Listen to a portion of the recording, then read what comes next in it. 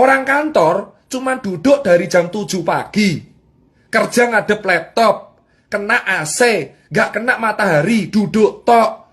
Makan fast food, delivery, pulang jam 8, tidur kurang. Main HP terus, kena AC. Kalau kena COVID, tentaranya lemah. Itu alasan klaster perkantoran di Jakarta paling gila. Kenapa DKI paling fatal? Karena orang-orangnya kerja di kantor. Imunnya lemah semua. Nah, terus cara meningkatkan imunnya gimana, Mas Tirta? Makan enak. Makanya ketika COVID ini yang selamat justru orang kecil. Kenapa orang kecil? Orang susah karena mereka terbiasa hidup susah. Jangankan COVID, hepatitis A, B, C, D, E, F, G sampai H aja mereka selamat. Itulah alasan. Emang orang kecil itu ketinggalan di duniawi, tapi soal COVID mereka selamat pertama kali. Saya bisa statement ini kenapa? Saya melihat di lapangan, kuli panggul di Wonokromo, kuli panggul di Makassar, kuli panggul di Pasar Legi Solo, itu yang selamat duluan. Kenapa? Mas, mereka ini makan 2 kali sehari nasi tempe, gak cuci tangan, tapi selamat. Kenapa? Tentaranya kuat.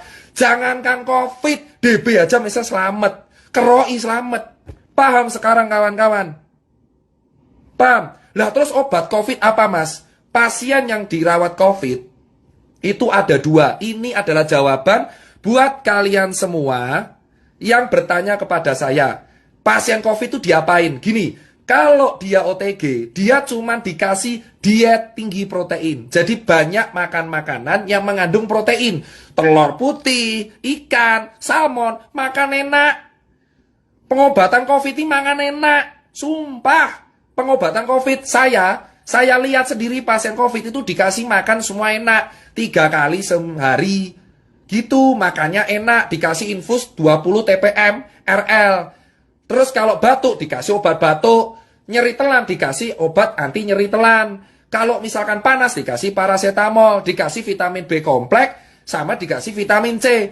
Lah kalau bergejala gimana, Mas? Kalau sesak napas, pakai obat contoh Avigan, hidrokloroquine, ambroxol, salbutamol, dan kawan-kawannya. Kalau sampai pneumonia, dia masuk ICU, pakai ventilator kalau gagal nafas. Tapi tetap pengobatannya adalah antibiotik dosis tinggi. Jadi diharap antibiotik dosis tinggi ini kan buat bakteri.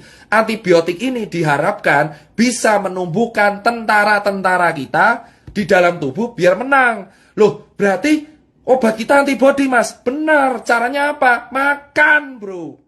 Nah, makanya saya bilang, gimana kita mau mengharapkan warga kita sehat kalau nggak ada yang bisa makan? Makanya biayanya mahal karena mangan enak. Paham, bosku sekalian? Paham? Itulah artinya kenapa saya bilang dari kemarin, kita percuma menjaga protokol kesehatan jika kita tidak bisa memberikan ketahanan pangan untuk warga kita. Makanya saya salut sama Jering karena dia membagikan makanan. Makanan adalah nutrisi, nutrisi penunjang antibodi. Protein itu zat pembangun antibodi paling kuat, menjadi limfosit. Lalu ada IG, imunoglobulin, M dan G.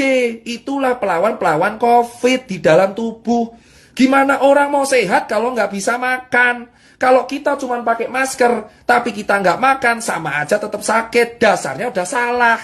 Itulah yang saya bilang. 3M memang harus dilakukan. Tapi menjamin warga kita bisa makan itu juga penting. Maka saya bilang selama warga kita nggak bisa makan, COVID tetap akan ada karena giliran. Yang selamat duluan rakyat kecil. Jika kalian, rakyat kecil dari dulu ditindas, di COVID kalian berjaya. Saya jamin orang kecil, orang yang biasa ditindas, itu adalah orang yang paling berjaya di COVID. Karena mereka nggak akan pernah ngerasain COVID ini. Kalaupun pernah OTG doang. Kenapa? Imunnya kuat. Itu pertama. Terus soal vaksin gimana, Mas Tirta? Gini, tadi udah jelas ya. Berarti benar, COVID memang self-limiting disease. Asal imunnya kuat. Kalau imun nggak kuat, pakai obat. Loh, Mas Tirta, soal vaksin gimana? Oke, kita udah tahu. Tentara. Nah, Pak, akhirnya WHO pakai cara instan. Ya disebut vaksin. Vaksin ini adalah virus dilemahkan. Jadi tentara kita diadaptasikan karena kita tahu warga kita rata-rata hidupnya adalah di kantor. Nah, virus ini digebuki dulu di luar. Asuwe jancuk. Nah, virus ini digebuki di luar. Virus COVID ini digebuki di luar. Cok asu, cok. Lemah dia. Udah lemah dimasukin ke tubuh. Dikeroyok karo antibodinya. Ini virus nih, vaksin itu gini. Ini vaksin, ini virus COVID. Diculik, gebuki saya asuwe. Nah, virus COVID ini sebabak belur dimasukkan ke tubuh. Harapannya antibodi kita, cok ono virus kuwi nyasar, lemah, gebuki. Harapannya muncul antibodi alami. Vaksin itu memicu antibodi alami supaya muncul antibodi lagi kalau COVID aslinya keluar. Asu koncoku diculik ning jerone Tirta, COVID datang nyusul. Sudah ada tentaranya. Nah, vaksin itu begitu. Makanya kalau dibilang vaksin ini untuk apa? Untuk orang-orang. Makanya kalau ada orang kecil bilang, saya nggak mau divaksin COVID.